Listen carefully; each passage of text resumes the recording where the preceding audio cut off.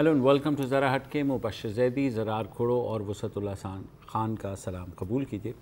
आज लाहौर के इलाके डिफेंस में सुबह एक धमाका हुआ एक ज़ेर तामीर रेस्टोरेंट में, जिसके बाद जिसमें 8 अफराद जाँ बाग हुए, 30 के करीब ज़ख्मी हुए। शुरू में जब पुलिस वहाँ आई तो उन्होंने ये बयान दिया कि लगता यूँ है कि इस इमारत में कोई एक्सप्लोसिव रखे हुए थे जो कि फट गए हैं। अब ये चेक करना है कि एक्सप्लोसिव्स कैसे आए। उसके बाद डिफेंस में हाई अलर्ट कर दिया गया। लोगों के घरों में बाकायदा पम्फलेट्स भेजे गए जिसमें ये लिखा कि वो पब्लिक मकामात पर जाने से गुरेज करें। स्कूल में जल्दी छुट्टी कर दी गई, बच्चों को वापस बुला लिया गया। मगर अब से 2-3 घंटे कबल एक नया बयान आया काउंटर टेररिज्म डिपार्टमेंट की जानिब से, जिसमें ये कहा गया कि एक ज़ख्मी ने ये बयान दिया है जिसका नाम है अदनान। वो वेटर है इस रेस्टोरेंट में जिसकी ओपनिंग होनी थी इस आने वाली इतवार को। उसने ये कहा है कि रेस्टोरेंट में गैस के 5 सिलेंडर्स रखे हुए थे। गुज़िश्ता रात ऊपर वाली मंजिल से सिलेंडरों को नीचे लाकर रखा गया, जबकि गैस की बदबू से मैनेजमेंट को भी आगाह कर दिया था। अदनान ने कहा कि उसके भाई आसिफ ने सिगरेट जलाने के लिए माचिस जलाई, जिसके बाद धमाका हुआ जिसमें उसका भाई भी जाँ भाग हो गया। अच्छा, बीच में एक और चीज़ भी हुई थी कि गवर्नमेंट ऑफ पंजाब की जो ऑफिशियल ट्विटर अकाउंट है वहाँ ये पोस्ट की गई कि ये एक जेनरेटर इनिशियली जो पहली जो थी वो ये थी कि एक जेनरेटर ब्लास्ट है। फिर उसके बाद पंजाब पुलिस के जो तर्जुमान थे नायाब हैदर साहब जी, उन्होंने कहा जी कि ये बम धमाका हो सकता है। फिर काउंटर टेररिज्म डिपार्टमेंट CTD के तर्जुमान ने कहा जी कि ये धमाका खेज मवाद एक्सप्लोसिव लगता है। अब ये तय होना बाकी है कि ये IED था या रिमोट कंट्रोल वाला था। वो इस नतीजे तक पहुंच गए थे। अब उन्होंने ये कहा है CTD वालों ने, जो आपने भी बताया, कि एक ज़ख्मी के कहने पे, तो ऐसी चीज़ें ज़ख्मी के कहने पे थोड़ी तय होती हैं। आप बराह रास्त जाएँ, फोरेंसिक पूरा सिलसिला जो है वो सील करें और वहाँ का मटेरियल लें और तय कर लें। बिल्कुल 9 घंटे तो नहीं लगते ना इस बात में। फिर ये वही, और आपके पास ज़ाहिर बॉम्ब डिस्पोजल स्क्वाड वाले भी गए होंगे। एक्सप्लोसिव्स की एक अपनी स्मेल भी होती है, एक रेजिड्यू भी होता है, केमिकल एग्जैक्टली, तो वो सारी चीज़ें। लेकिन वो मेरे तो ये ख्याल है कि इतना पैनिक फैल गया था कि बिल्कुल सबके सब फैल गया था कि एक मीडिया ने फिर मजीद एक और पैनिक भी फैला दिया कि गुलबर्ग में भी एक मैकडॉनल्ड्स के करीब धमाका हुआ और ऐसा हालात, जिसके बाद में रेस्क्यू 1122 ने कहा कि ऐसा कोई धमाका नहीं हुआ है, लेकिन तब तक तो खबर चल चुकी थी। और फिर व्हाट्सएप पे तो क्या बात करनी, वहाँ पर तो शूट ऑन साइट ऑर्डर्स भी इशू कर दिए गए और ISPR के कोई 6-7 मुख्तलिफ झूठे बयान भी वहाँ पे पोस्ट हुआ। इस हद तक कि ISPR को भी क्लैरिफिकेशन करनी पड़ी कि जी हम व्हाट्सएप के जरिए मैसेजेस इस तरह के नहीं भेज रहे हैं, जो भी हमारा ऑफिशियल है वो हमारे ऑफिशियल पे होगा। फेसबुक पेज है ISPR का, ISPR की वेबसाइट है, ISPR का ट्विटर अकाउंट है। इसके अलावा अगर आपको कहीं से भी कोई चीज़ आ रही है, ये जो पर्टिकुलर आज का धमाका है इस पे 3 पेजेस हैं। पंजाब हुकूमत का अलग है, पंजाब पुलिस का अलग है, काउंटर टेररिज्म डिपार्टमेंट का अलग है। 3 पेजेस पे हैं। मैं इनकी बात मान लेता हूँ कि सिलेंडर था, या मैं ये भी मानने को तैयार हूँ कि ये जनरेटर था, व्हाटएवर, और ये बारूदी मवाद नहीं था। मैं सिर्फ इतना जानना चाहूँगा कि एक तस्वीर जो है सिलेंडर था उसकी भी या जनरेटर था उसकी भी एक तस्वीर और मॉडल नंबर दे दें ताकि आइंदा जो है एहतियात की जा सके। और 9 घंटे लग गए ये तय करने में। फुर्तियाँ देखें आप, एफिशिएंसियाँ देखें आप। 9 घंटे लग गए कि ये बारूदी था या गैर बारूदी। बिल्कुल। और पाकिस्तान की सबसे ज़्यादा एफिशिएंट सूबाई हुकूमत की एफिशिएंसी है। हाँ बिल्कुल। और जो कि जाहिर है खादिम आला वहाँ पे वो बहुत फुर्तियाँ भी दिखाते हैं। मज़े की बात यह है कि लाहौर में ही फोरेंसिक लैब भी है जो सबसे एडवांस लैब है पाकिस्तान की। उसके अलावा बाकी लैब्स भी वहाँ की खासी बेहतर हैं। मैं हैरान हूँ कि ये 10 घंटे ये तो में कोई भी जो है वो बम डिस्पोजल स्क्वाड वाला जो बंदा जाके खड़ा हो जाता, 5 मिनट और वो बता देता कि यार ये हुआ क्या है बेसिकली। तो बेसिकली केओस थी, कंफ्यूजन थी। अच्छा, एक और भी चीज़ मैं क्लियर कर दूं कि जहाँ तक मेरे इत्तलात हैं तो DHA के रूल्स के मुताबिक जनरेटर आपका छत पे होना होता है। वो छत पे ही था, तो छत पे ही था ना, तो वो तो क्लियर है ना कि मौसम क्लियर है, कुछ नहीं हुआ। कुछ तो वो तो बात वहाँ ही खत्म हो गई ना। किसी ने जल्दी में ट्वीट कर दी होगी ना, बेसिकली तो ये हुआ। नहीं, ये तो गवर्नमेंट ऑफ पंजाब के ऑफिशियल, तो वही तो वो भी तो जल्दी से ट्वीट कर सकते हैं ना यार। दूसरे जब आपका डिफेंस मिनिस्टर एक फेक न्यूज़ पर इजराइल को थ्रेटन कर सकता है कि मैं आप पे बम फाड़ दूंगा, तो आपका ख्याल ये नहीं हो सकता? दो चार हमारे जो मशहूर सहाफ़ी एंकर भी हैं उन्होंने भी ट्वीट कर दी कि जनाब क्या इसका ताल्लुक ऐसा तो नहीं है कि DHA में हुआ है, उधर पनामा केस का आज फैसला आना है और ये करके और सारा और वो जो सवाल उठा रहे हैं, क्रिकेट का फाइनल होने वाला है, ये सवाल तो खैर उठाया जा सकता है। अच्छा, ये फुल पार्टी टाइम चल रहा है ना, हर डिपार्टमेंट अपनी पार्टी कर रहा है। एक पार्टी टाइम चल रहा है फौजी अदालतों के मामले पे सियासी जमातों के दरमियान, और वो तो इस वजह से भी है कि सर गुज़िश्ता 2 हफ्ते में इतने ब्लास्ट हो गए ना। हाँ, नहीं वो तो हो गए। मैं कुछ और बात करने जा रहा हूँ, वो तो हो गए। पार्टी टाइम ये चल रहा है कि हुकूमत ने कहा साहब कि ये जो हालात हैं ये चूंकि फिर बिगड़ गए हैं, लिहाजा फौजी अदालतें होनी चाहिए। मतलब एकदम हम जब दोबारा चले, हमारी रिजर्वेशन अपनी जगह, लेकिन ठीक है होनी चाहिए। इसाक डार साहब जो है वो खासे एक्टिव थे और कौमी असम्बली के स्पीकर भी खासे एक्टिव थे। कौमी असम्बली के स्पीकर ने पार्लिमानी लीडरों का इजलास बुलाया, उसमें पीपल्स पार्टी पहले मरहले पे उसने एक जो है उसूली मौक़िफ़ इख्तियार किया कि जनाब ये जो नया मुसव्वदा है जिसके तहत 3 साल के लिए हुकूमत चाहती है कि फ़ौजी अदालतें दोबारा ज़िंदा हो जाए, हम इस मुसव्वदे में नहीं मानते। वो था क्या कि जो पिछला ड्राफ्ट जो मंजूर हुआ था जिसके तहत 2 साल के लिए फ़ौजी अदालतें कायम हुई थी, उसमें यह था कि इन फ़ौजी अदालतों में मज़हब और फ़िरक़े के नाम पे दहशत गर्दी करने वाली तंजीमों या गिरोहों के लोगों के मुकदमात जाएंगे। मौलाना फजलुर रहमान साहब को उस पर एतराज़ था, लिहाजा उन्होंने उस ड्राफ्ट की मुखालफत की। बाकी पार्टियों ने कहा नहीं साहब बिल्कुल ठीक है, फोकस्ड है, 2 साल के लिए ठीक है। अब करना खुदा का ये हुआ है कि हुकूमत ने जो नया मुसव्वदा पेश किया है उसमें से ये इस जुमले में से ये बात निकाल दी गई है कि मज़हब और फ़िरक़े के नाम पे दहशतगर्दी मुलविस तंजीमें या गिरोह। अब ये फ़िक्रा डाला गया है कि दहशतगर्दी में मुलविस तंजीमें या गिरोहों के मुकदमे फ़ौजी अदालतों में जाएंगे। तो सियासी जमातों को लगा कि जैसे ये अम्ब्रेला जो है गैर ज़रूरी तौर पे फैलाया जा रहा है, जिसको चाहेंगे वो तंबू कर लेंगे।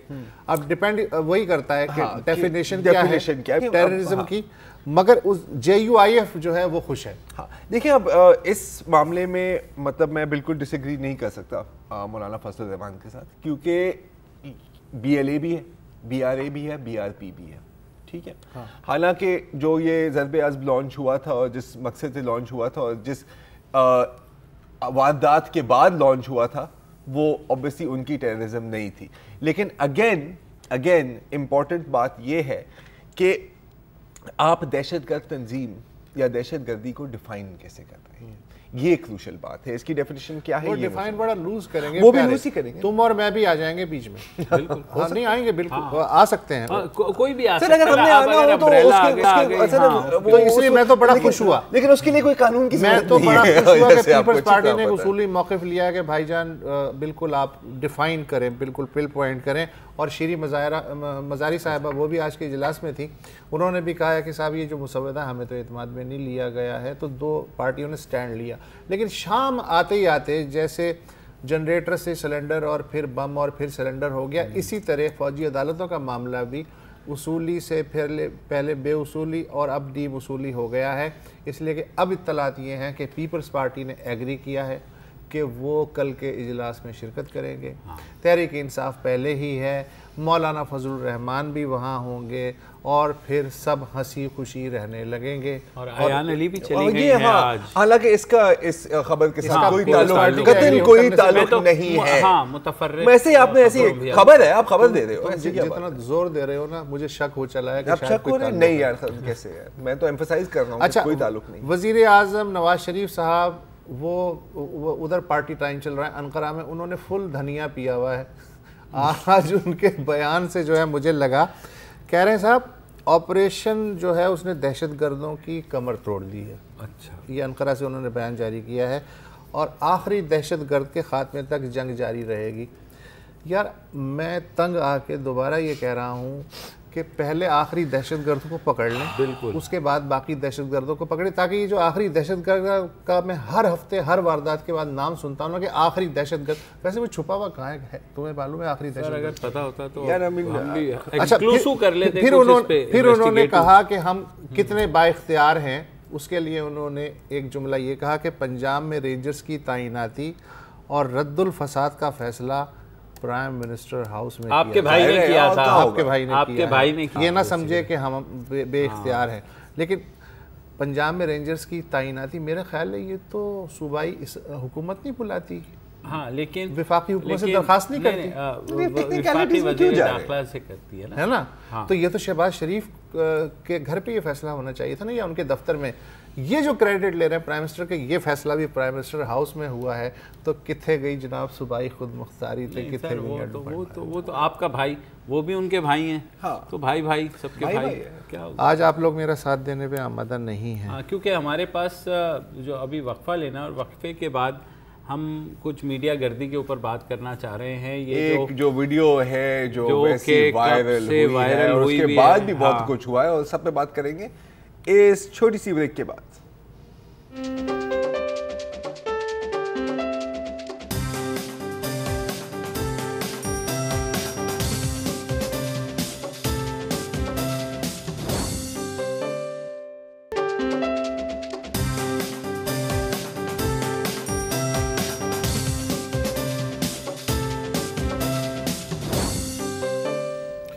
Welcome back.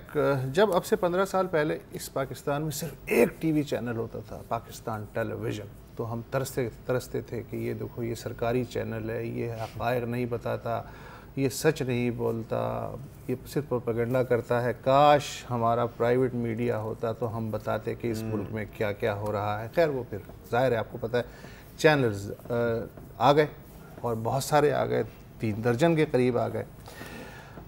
उम्मीद ये थी कि इन्वेस्टिगेटिव रिपोर्टिंग, नहीं उम्मीद इन्वेस्टिगेशन की थी, हुई इन्वेस्टिगेटिव कि अब जो है कोई नहीं बचेगा, अब कोई दाग नहीं बचेगा। इन्वेस्टिगेटिव रिपोर्टिंग होगी ठीक ठाक किस्म की, और हर शख्स का कच्चा चट्टा सामने आएगा, दूध का दूध पानी का पानी हो जाएगा, पहलू अच्छा जो आपने आज तक नहीं। अच्छा, ये उम्मीद जल्द ही मुझे 1 साल के अंदर ही पता चल गया कि उस्ताद बात ये है कि जहां ताकतवर मोहल्लों में हाथ पड़ना चाहिए इन्वेस्टिगेटिव रिपोर्टर का, वहां तो हाथ कट जाएंगे, पर जल जाएंगे।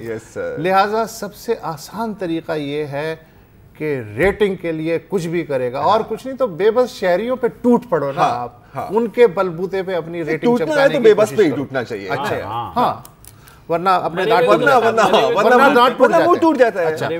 अच्छा, उस सिलसिले में खैर शुरुआत जब हुई तो मुझे याद आता है कि हमारी प्यारी छोटी सी बहन माया खान ARY पे उस ज़माने में थी, उनका एक प्रोग्राम वो था मॉर्निंग शो। तो एक दफ़ा उन्होंने क्या किया कि पार्कों में गई वो अपनी टीम के साथ, और वो जो जोड़े बैठे हुए होते उनको हिरासा करना शुरू कर दिया, क्या कर रहे हो, और ये तो कॉलेज का टाइम है, और तुम तो शर्म नहीं आती, तुम्हारे वालिदैन को पता है तुम यहाँ पे हो। अच्छा, ये जब हो गया तो इस पे जाहिर है बहुत शोर मचा कि हो क्या रहा है भाईजान, एक्सक्यूज मी प्लीज। तो इतना शोर मचा कि फिर बेचारी जो माया खान है वो रूहानसी हो गई, उन्होंने वो प्रोग्राम करना छोड़ दिया। फिर उन्होंने 1-2 चैनलों पे माजरत भी की, तो वो अच्छे ज़माने लगते हैं अब मुझे ना कि माया खान रोई भी, और उन्होंने माजरत भी की, और उन्होंने ये भी बताया, वजाहत की कि ये जो थे ये पेड एक्ट्रेस थे इनमें से बेशतर, और जो हम री एनएक्टमेंट करवा रहे थे। मैं तो जोक कर रही थी। अच्छा, तो वो था, लेकिन हमने कहा नहीं माया खान ने बहुत ज़्यादती की। उसके बाद नेक्स्ट स्टेप ये आया कि एक चैनल वालों ने एक गधे को पकड़ा और 2 हीरोइनचियों के हवाले कर दिया, और उनसे कहा कि इस गधे को ज़िबा किया जाए। और फिर उसके बाद हुआ कि गधे का गोश्त कोरंगी में और आसपास के इलाकों में दस्तयाब, और ये देखिए ये जो है ये कर रहे हैं, वो हुआ। शाहिद अफरीदी के बल्ले पे काला जादू, तो हमने कहा वो बड़ा वो जिस रिपोर्टर से करवाया गया था, चल के जो है ना, वो आज तक कहता है कि उसकी और अफरीदी की आज तक बातचीत बंद है। अच्छा, फिर क्या हुआ कि आपको तो पता है ख्वाजा सरा इस मुल्क का सबसे ताकतवर तबका है, नाम लेते हुए कांपते हैं यार, क्या हो गया बॉस, एस्टेब्लिशमेंट से भी ज़्यादा ताकतवर।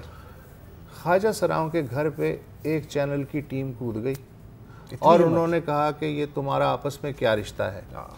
पुलिस वाला भी जो है वो साथ था, और उसने अजीब हैरत का इजहार किया जब कैमरा टीम ख्वाजा सराओं को रात 2 बजे घरों से बाल खींचते हुए पकड़ के लाई बाहर।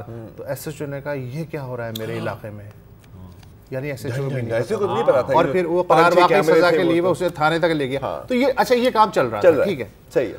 अब करना खुदा का ये हुआ है कि एक चैनल है हमारा भाई है अब तक, और उसमें हमारी बहन है सना फैसल, उनकी वीडियोस आपने देखी होंगी, खासी वायरल वगैरह हुई हैं।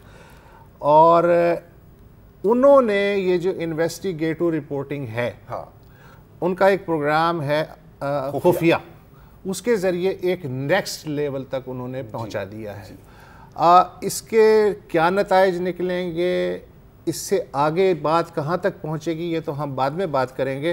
पहले वो हम कुछ क्लिप देखते हैं जी बिल्कुल, कि जो उन्होंने इस प्रोग्राम के लिए शूट किए, हाँ, और किस तरह इन्वेस्टिगेटिव जो फन का मुजाहरा किया। जरा चलाइए। हमारी सहाफती इल्म में भी खासा इजाफा होने वाला है। जब तक सना भूलेगी नहीं ना, मैं बोलती रहूंगी, आप बीच में कहीं भी किसी भी टाइम कर देना, किसी भी। नाज़रीन, ये जो मैंग्रोव्स के जंगलात हैं और ये जो दरख्त लगे हुए हैं, इनकी कटाई जो है वो इल्लीगल है। और इस पर मैं आपको बताऊं कि 36 फायर करो, फायर करें कर। पकड़ो पकड़ो पकड़ो पकड़ो पकड़ो। ये क्या हो रहा है? ये एक शख्स बैठा है इस वक्त, खाना पका रहा है। कौन है भाई तुम? कौन हो? इसकी हांडी चेक करें।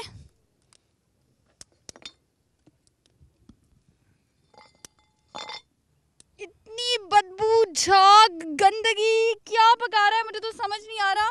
कब्रिस्तान में कोई कैसे कुछ पका सकता है? कुछ बोलने को तैयार नहीं है। और कौन कौन होता है तुम्हारे साथ? कौन कौन होता है? बोलो भाई, पूछवाओ इससे, पकड़ो इसको। दिल चाह रहा है कि मैं आपको कस के थप्पड़ दूं ना। ठीक है, थप्पड़ मार दूं, इसके थप्पड़ मार दूं सर। मुख्तलिफ लोग, शर्म नहीं आती? शर्म।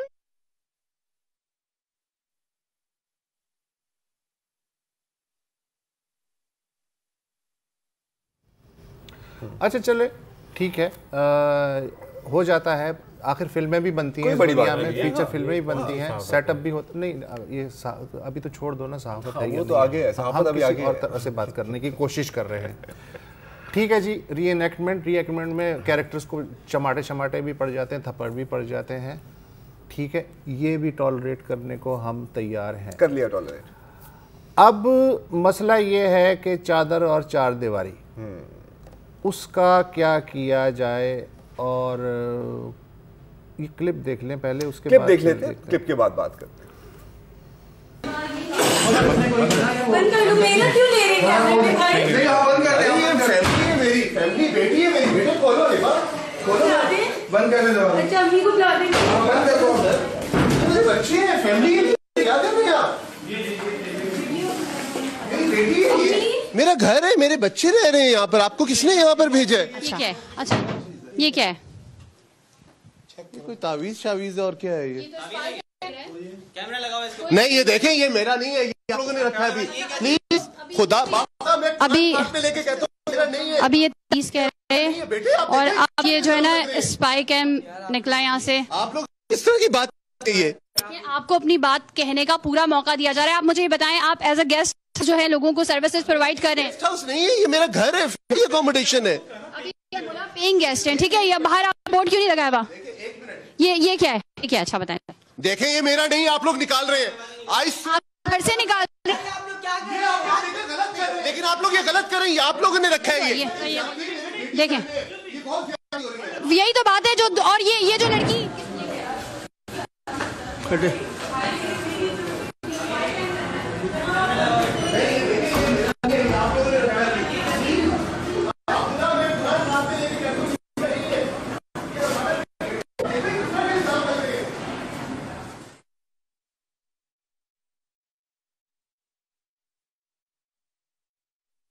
बाहर कर दो। अरे ये मेरे घर का सामान है भाई, क्या कर रहे हैं आप लोग? ये आप लोग क्या कर रहे हैं? प्लीज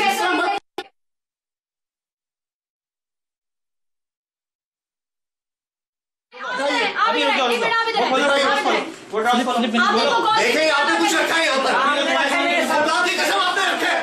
आई स्वेयर ला इलाहा इल्लल्लाह मोहम्मद रसूलुल्लाह आप लोगों ने रखा है। ये ज्यादती कर रहे हैं आप लोग, बहुत देखें की है।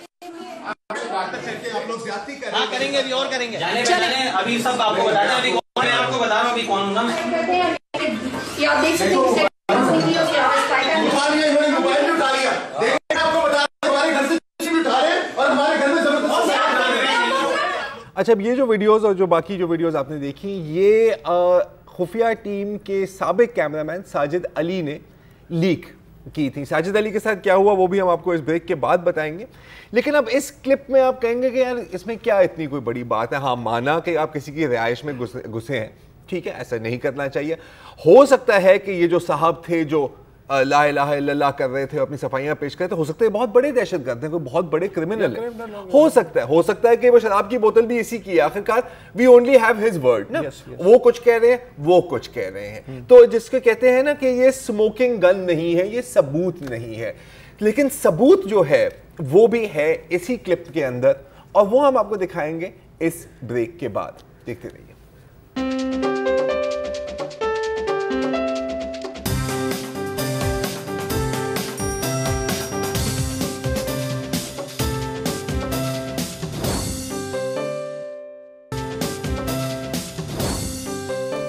वेलकम बैक जी। अब इस ब्रेक से पहले हमने खुफिया टीम की जो लीक्ड फुटेज थी वो आपको दिखाई, और एक शख्स है जिसके घर में वो घुस गए हैं और वो बड़ा रो रहे हैं, पीट रहे हैं, और मैं उस बंदे की एक भी बात मानने के लिए तैयार नहीं हूँ।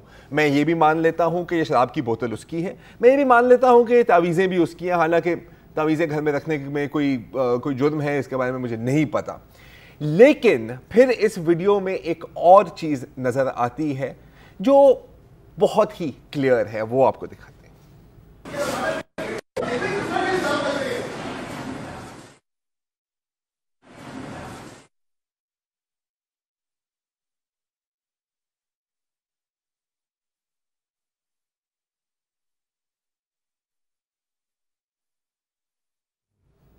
जी, अब आपने देखा कि उसी टीम के जो मेंबर्स हैं, और जैसे ही वो दाखिल हुए आपने देखा कि वो बिखर गए, कोई किसी कमरे में चला गया, चारों तरफ फैल गए। अब वो घर वाले किस पर नजर रखें, और मकसद ही यही होता है, ठीक है।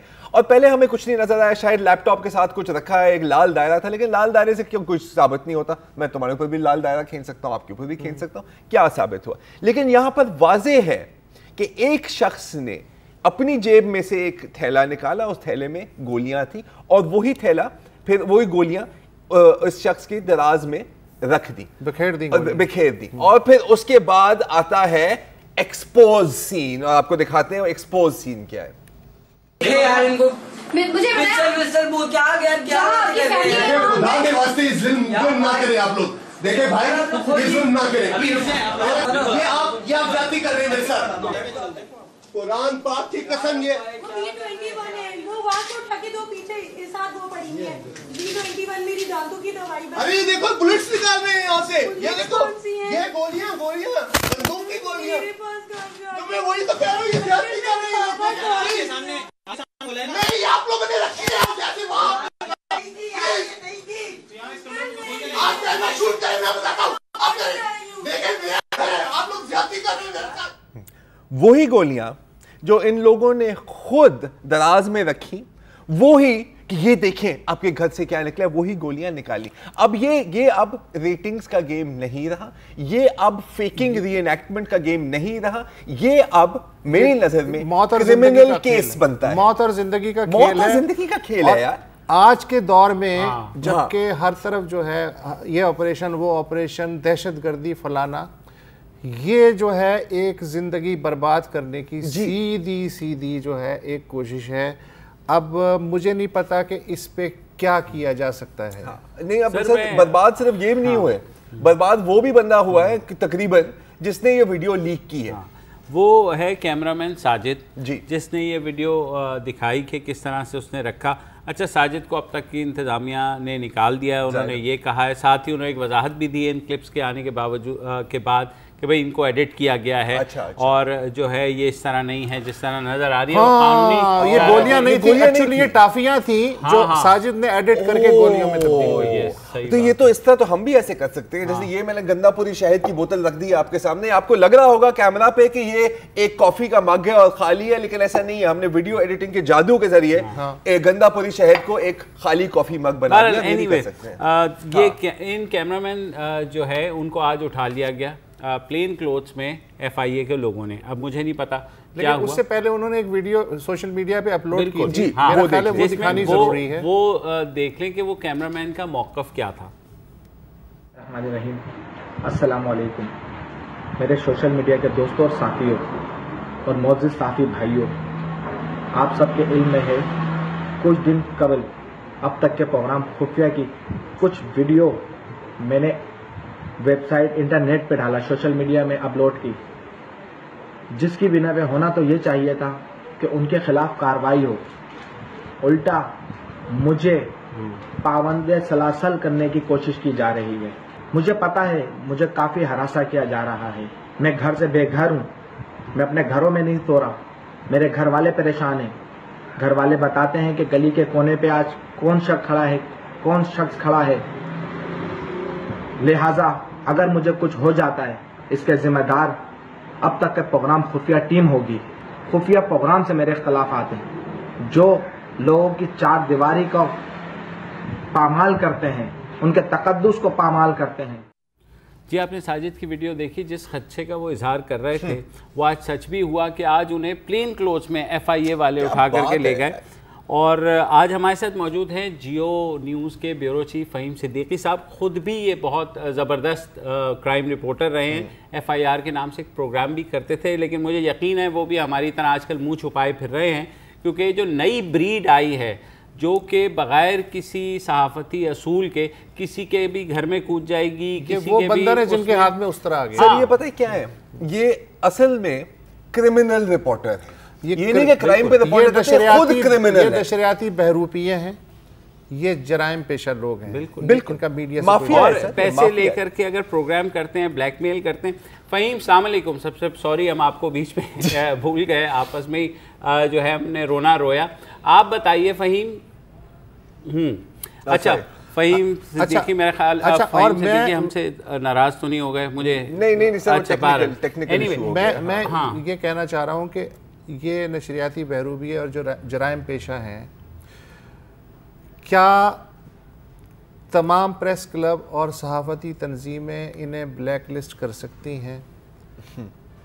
क्या कोई भी अदालत चादर और चार दीवारी और साजिश का, ये जो बुलेट वाला ड्रामा था, एक शहरी के खिलाफ साजिश, इस तरह की चीज़ों का अस खुद criminal notice Karachi union of journalist के ये जनरल सेक्रेटरी भी हैं, और आज ये खुद गए और इस कैमरामैन को FIA की हिरासत से छुड़ा करके ले करके आए। तो आज ये कैमरामैन शुक्र है, क्योंकि जब आप बात कर रहे थे कि सहाफ़ती तंजीमें क्या कर रही है, तो कम से कम कराची यूनियन ऑफ जर्नलिस्ट ने एक स्टेप लिया और इस कैमरामैन के लिए वो गए और वहाँ से छुड़वा के। मुझे नहीं पता कि FIA ने किस कानून के तहत इसको पकड़ा और किस कंप्लेंट पे पकड़ा। मतलब अगर इसका मतलब है फ़हीम के साथ हमारी कनेक्शन बहाल हो गई है, मेरा नहीं ख्याल, मुझे तो लगता है कि शायद अभी नहीं होगी। तो मैं ख्याल एक ब्रेक ले लेते हैं, छोटी सी ब्रेक में शायद हम कनेक्शन बहाल कर लेते हैं, उनके साथ बात करते हैं। चले ठीक है, चलिए एक ब्रेक ले लेते हैं।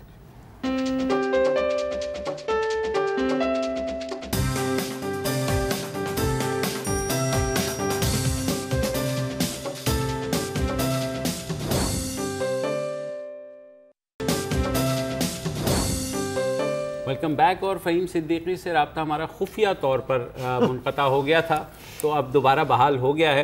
फ़हीम, हम बात कर रहे थे, हमने कि क्लिप्स भी दिखाए इस प्रोग्राम के, तो आप भी सारी ज़िंदगी क्राइम रिपोर्टर रहे हैं, तो मेरे ख्याल में आप भी हमारी तरह मुंह छुपाते तो नहीं फिर रहे कि आजकल इतने ज़्यादा दिलेर क्राइम रिपोर्टर आ गए हैं या एंकर्स आ गए हैं जो कि लोगों के घरों में टाप जाते हैं, सेंटर्स पे छापे मार लेते हैं। क्या कैसा लगता है आपको? देखिए, इस मामले पर मेरे दो मौक़िफ़ हैं। एक तो यकीनन जो आप जिक्र कर रहे हैं कि मैंने एक क्राइम शो जो है वो होस्ट किया तकरीबन 8 साल, एक वो और एक कराची यूनियन ऑफ जर्नलिस्ट के जनरल सेक्रेटरी की हैसियत से। देखिए 2005 में जब मैंने FIR शुरू किया तो हम में से किसी को भी ये नहीं पता था कि एक वक्त ऐसा आएगा कि क्राइम शो के हवाले से मुँह छुपाना पड़ेगा। यकीन जानिए ऐसा ही आज फील होता है जैसा आप कह रहे हैं। किसी सहाफ़ी को, किसी शख्स को ये हक़ नहीं दिया जा सकता कि वो खुदाई फौजदार बनकर कैमरा और माइक लेकर किसी के भी घर में घुस जाए। लेकिन हम गुज़श्ता कई सालों से ये देख रहे हैं कि रीनेक्टमेंट के नाम पर, रोड शोज़ के नाम पर इस तरह के ड्रामे हो रहे हैं। और उसकी वजह से जो एक चीज़ है सोसाइटी में वो बहुत ही खौफनाक है। जब आप किसी भी तरफ चले जाएं तो ये कहा जाता है कि मीडिया गलत कर रहा है, मीडिया गलत। तो मीडिया गलत कर रहा है तभी तो कहा जाता है ना कि मीडिया गलत कर रहा है। देखिए जब हम प्रिंट मीडिया में थे तो उस वक्त भी चीज़ें हुआ करती थी, इवनिंगर्स हुआ करते थे, उल्टी सीधी खबरें छापा करते थे, रोज़ाना जो है कहीं ना कहीं मुहासरे करा दिया करते थे। उस वक्त भी एक वाक़या हुआ था, जब मैं उस वक्त भी मुझे उसके ऊपर बहुत अफसोस हुआ था। एक स्टेट लाइफ की इंश्योरेंस पॉलिसी बेचने के लिए 2 लड़कियां एक होटल जो हमारे के शहर में है, यहाँ IH चंडीगढ़ रोड के पास, वहाँ उसके मालिक के पास गई। उसने जो है उन्हें कुछ मशरूब में कोई नशावर शेप ला के जो है वो कुछ देने की कोशिश की। एक लड़की ने पी लिया, दूसरी ने नहीं पिया था। वो लड़की जो बेहोश हो गई थी, जो किसी हद तक नशे में हो गई थी, उसके ऊपर उसने अटैम्प्ट किया, दूसरी शोर मचाती हुई बाहर आ गई। शोर मचा, पुलिस आ गई, पुलिस उन तीनों को जो है वो ले गई थाने। अगले दिन के 2 इवनिंगर्स और एक मॉर्निंगर में ये खबर थी कि बॉम्बे होटल का मालिक 2 लड़कियों के साथ रंगरलियां मनाते हुए गिरफ्तार हो गया। ये एक इवनिंगर, एक अखबार की खबर थी। लेकिन जानिए उस वक्त भी मुझे इतना ही दुख हुआ था। मैंने उस वक्त भी स्टेप लिया था। और 2 वो जो इवनिंगर्स थे, उनके जो सहाफ़ी थे वो तो कराची यूनियन ऑफ जर्नलिस्ट के उस वक्त मेंबर नहीं थे, लेकिन जो एक मेंबर था उसके खिलाफ मैंने बाकायदा कैंपेन की थी, अपने अखबार में कंट्रोल कैसे किया जाए। सर ये FIA वाली जो बात है, आज जो आप कैमरामैन को छुड़वा के लेके आए, जरा उसकी भी दास्तान बता क्यों कूद गई बीच में? FIA इसलिए कूदी है, जो मैंने बात की वहाँ पर जाकर, और मैंने खुद वो कंप्लेन देखी भी है जो अब तक टीवी की जानिब से दी गई है FIA को। और इसमें सिर्फ FIA को कंप्लेन नहीं दी गई, बल्कि बाकायदा असर और रसूख भी इस्तेमाल किया गया है, दबाव भी डाला गया है। उसके बगैर यकीनन ये काम नहीं हो सकता था, क्योंकि वो मैंने जो पढ़ी है कंप्लेन, उसमें कुछ बहुत ज़्यादा नहीं है, सिर्फ ये है, और ये सब जानते हैं कि सोशल मीडिया पे मुख्तलिफ जगहों पर ये क्लिप्स चल रहे हैं, उसमें ये लिखा हुआ है कि ये एडिट करके डाली गई है, और इसलिए इससे जो है अब तक की जो टीवी चैनल है उसकी शोहरत को नुकसान पहुंचाने की कोशिश की जा रही है। देखें सबको पता है, वो फुटेजेस आपने भी देखी हैं, वो इसी प्रोग्राम से मुतालिक फुटेजेस हैं, और वो क्लियर है कि क्या हो रहा है उसमें, बहुत क्लियर है। कोई जरूरत नहीं है ये कहना। और फिर अब FIA कहती है कि हम उसका फॉरेंसिक कराएंगे। लैपटॉप उसका रख लिया, उसके 2 मोबाइल रख लिए। लैपटॉप भी उसका नहीं है, उसके भाई का है जो किसी गारमेंट फैक्ट्री में काम करता है, उसका वो लैपटॉप है, वो भी ले गए आप। भाई करा लें फॉरेंसिक। और जो एंकर ने किया है, तो एंकर का कुछ उन्होंने कब्जे में लिया, कोई ऐसी चीज कि ताकि वहां पे वो टीम जो थी पूरी। देखिए एंकर और जिन साहब की मुद्दईयत में ये मुकदमा हुआ, ये कंप्लेन गई है, और वो साहब जो है प्रोजेक्ट डायरेक्टर बताते हैं खुद को इस प्रोग्राम का, उनका तो खुद आज वो FIA में मौजूद थे। उनकी कोशिश ये थी कि किसी तरह से भी जो इंक्वायरी है ये FIR में बदल जाए। उनका ये था कि FIR दर्ज करके उन्हें जल्द से जल्द कॉपी दे दी जाए। लेकिन इसमें शुक्र है कि जब हमने सुबह से इसके ऊपर स्टैंड लिया, हमने FIA हुकाम से बात की, तो वो इंक्वायरी जो थी वो FIR में तब्दील नहीं हो सकी। लेकिन उसके साथ साथ उन्होंने एक दूसरी कोशिश तो कर ली, जिसमें वो कामयाब भी रहे। कोरंगी नस्लेरिया थाने में एक FIR साजिद और एक NLE के खिलाफ जो है वो दर्ज कर ली गई है, एक और FIR। शाबाश। और उसमें यह है कि वीडियोस जो है वो ये जो रॉ फुटेज है ये चोरी कर ली गई है, और ये चैनल की मिल्कियत है, और उसके खिलाफ उनको ये पता उस वक्त चला है जब उनकी वीडियोस जो सोशल मीडिया पे डाली जा रही हैं। मेरा सादा सा सवाल है, चीज़ें बिल्कुल क्लियर हैं, इस मुल्क में रेगुलेटरी अथॉरिटी मौजूद है, पैमरा। आखिर पैमरा इसके ऊपर नोटिस क्यों नहीं ले लेता? क्यों नहीं इन चीज़ों को जो इन्वेस्टिगेट कर लिया जाता? मैंने अब ये सोचा है कि मैं कराची यूनियन ऑफ जर्नलिस्ट के जनरल सेक्रेटरी की हैसियत से पैमरा को इसके ऊपर खत लिखूंगा कि भाई आप नोटिस लें इसके ऊपर क्या हो रहा है मुल्क में। और सिर्फ एक यही नहीं है, देखिए मेरी कोई किसी से जाती दुश्मनी नहीं है, खुफिया की सिर्फ बात नहीं कर रहा मैं, ऐसे जितने भी प्रोग्राम है, चाहे वो हो चुके हैं माजी में या हालिया दिनों में हो रहे हैं, उनके ऊपर देखें, नोटिस लें। पूरा मीडिया का जो किरदार है वो आप तबाह करते चले जाने हैं इस तरह से। आपको किसने हक दिया कि आप खुदाई फौजदार बनकर किसी के भी घर में घुस जाएं? फहीम साहब अभी बात काट रहा हूँ, मीडिया का को खतरे में लाना एक और बात है। यहाँ पर तो एक शख्स को भी बेसिकली क्रिमिनल दिखाया गया है ना, तो आप तो पाकिस्तानी क्रिमिनल कोड के हर दफे को जानते हैं, इस पर कोई मुकदमा बन सकता है कि आपने किसी बेगुनाह शख्स के घर के अंदर जाकर वहां पर सेटअप किया, और सेटअप ये भी नहीं कि वहां पे कोई चर्च की पुड़ी छोड़ दी, आपने बाकायदा असलहा रखा है, वहां पे एम्यूनिशन रखी है, ये कौन सा केस बनता है? एक नहीं केसेस बन सकते हैं इस हवाले से, कई दफात हैं जो पाकिस्तान पिनल कोड में और CRPC में मौजूद हैं, जो इस केस के हवाले से बहुत ज्यादा मददगार साबित हो सकती हैं। बहुत आसानी से केस बन सकता है। धमकियां देने का मुकदमा है, इसमें चारदार और चारदीवारी का तकद्दुस मजरू करने का मुकदमा है, इसमें किसी को जो है थ्रेट करना है। और फिर सबसे बड़ी बात जो मुझे साजिद ने बताई आज, वो ये है कि ये शख्स जिसके घर में ये घुसे हैं, इसका बेसिकली इसके शहर में कुछ गेस्ट हाउस हैं, वहां पर किसी वक्त जो है खुफिया की टीम के कुछ लोग गए थे, उन्होंने उनसे फैसिलिटेट करने के लिए कहा था कि हमें फैसिलिटेट करें यहाँ पे। जब वो नहीं किया गया तो इसके घर में जाके घुस गए। जो कुछ वाकयात आपने बताए हैं इस हवाले से जनाजे में उसने मुझे ये भी बताया कि एक कोई आस्थाना था जहाँ पर जो है एक पीर साहब थे, वो नाबीना थे, वहाँ पर जाकर जो कुछ नाज़ेबा चीज़ें छोड़ी गई, उसके बाद उसके ऊपर प्रोग्राम किया गया। जो आपने कहा गधा काट दिया कि वो कुत्ते कटवाए गए थे हीरोइनचियों से, उन्हें 500-500 रुपए देकर। सही बात। ठीक है, तो अब आप क्योंकि KUJ पे है भी, तो ये क्या इसकी वजह ये है कि हमारे पास कोई अपना कोड ऑफ कंडक्ट नहीं है, सहाफ़ी इस बात पर खुद राजी नहीं है कि अपना एहतसाब करें। तो चैनल मीडिया हाउस का क्या करेंगे सर? जो उस चैनल के कुछ एंकर डिफेंड भी कर रहे हैं कि जी ये हमारे खिलाफ साजिश है। अच्छा, हर एक चीज साजिश है ना, हर एक चीज साजिश। और मीडिया हाउस जिसके की तरफ से ये सब कुछ हो रहा है, वो ये कह रहा है कि ये हमारे खिलाफ साजिश है, तो इस फजा में आप करेंगे क्या? हाँ, यही मसला है। देखिए, एक तो जैसे फ़हीम साहब ने अभी बहुत अच्छी बात है कि ये खत लिखेंगे पैमला को वैसे खुद भी नोटिस लेना चाहिए था, पहले नोटिस लिया है बहुत अच्छी चीज़ों पे। और एज जर्नलिस्ट्स या एज टीवी पर्सन्स, यार हम सबकी जिम्मेदारी है कि हम इसको कंडेम करें, क्योंकि देखो दिन रात लोग गालियां देते हैं, आप मीडिया वाले ऐसे करते हो, हम डिफेंड कर रहे होते हैं कि नहीं जी सब ऐसे नहीं होते। तो अगर आप इस पे खामोश लोगे तो बस फिर आप यही सवाल मैं फ़हीम के आगे भी रखना चाहता। फ़हीम, हमारे अंदर से क्यों नहीं आवाज़ें उठती है एक मरबूत किस्म की, जिसकी तरफ वसत ने भी इशारा किया था? हमारी PFUJ, हमारी बाकी जो सहाफ़ती तंजीमें हैं वो क्या कर रही है? आपने भी एक इंडिविजुअल कैपेसिटी में गए और जाकर के उसे छुड़वा लाए, तो क्या ये सहाफ़ती तंजीमों का फ़र्ज़ नहीं है कि वो इस चीज़ को रोकें? हाँ, उसकी साफ वजह है कि हम तकसीम दर तकसीम हैं, हमारे दरमियान यूनिटी नहीं है, और इसका फ़ायदा मालिकान भी उठाते हैं, हुकूमतें भी उठाती हैं। और ये आज की बात नहीं है, हमेशा से ऐसा ही होता है। लेकिन आज मैं अपनी इंडिविजुअल हैसियत में नहीं गया था, मैं कराची यूनियन ऑफ जर्नलिस्ट के जनरल सेक्रेटरी की हैसियत से ही गया था वहाँ पर, और ये जो मैंने सारी चीज़ें की हैं ये इसी हैसियत में की हैं। लेकिन बात यह है कि आज भी चाहे इस मामले को लेकर जब सोशल मीडिया पे बात होती रही तो उस वक्त भी यही बात हो रही थी जो अभी आप बात कर रहे हैं कि ये तो साजिश है, इसमें तो कुछ लोग जो हैं वो इस तरह के मुलविस हैं जो खुद ब्लैकमेलर हैं, होंगे ब्लैकमेलर। मैं किसी को दूध का दूल्हा नहीं कह रहा, लेकिन खुदा के लिए इस तरह तो ना करें यार कि किसी की जिंदगी आप तबाह करने पे तुले।